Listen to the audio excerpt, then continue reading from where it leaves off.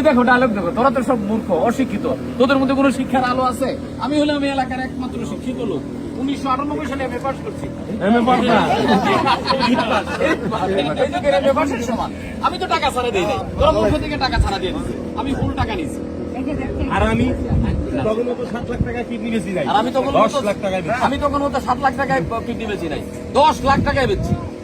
একদম 10 লাখ টাকায় বেচছি করে পাগল।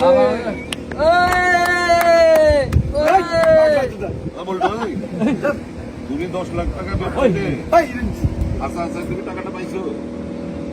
এই রেঞ্জে কে যাই একদম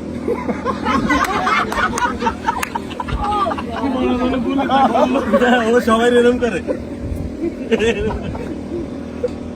টাকা পাবো মানে এই যে দেখেন, এই যে চেক, এই যে চেক, খালি ব্যাংকটা খুঁজে পেতেছি না, ব্যাংকটা খুঁজে পেয়েছি। এটা ভালো ছিল। এই যে দেখেন টাকা পাবো না মানে এই যে দেখেন চেক, আগে আগে তারা খালি ব্যাংকটা খুঁজে পেতেছি না, না দেখা মানে নিজে নিজে এই যে চেক, এই যে চেক ব্যাংকটা খুঁজে পেতেছি না, ব্যাংকটা খুঁজে পেলে টাকাটা ক্যাশ করুন। ব্যাংকটা দেন তো, ব্যাংকটা কোন জায়গায় আমাদের এলাকা আছে কিনা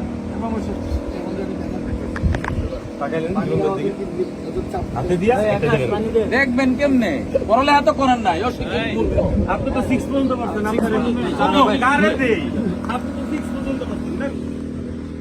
কারে দেই? আপনি তো 6 পর্যন্ত করছেন, কেমনে তো মেম্বার হয়ে গেলেন?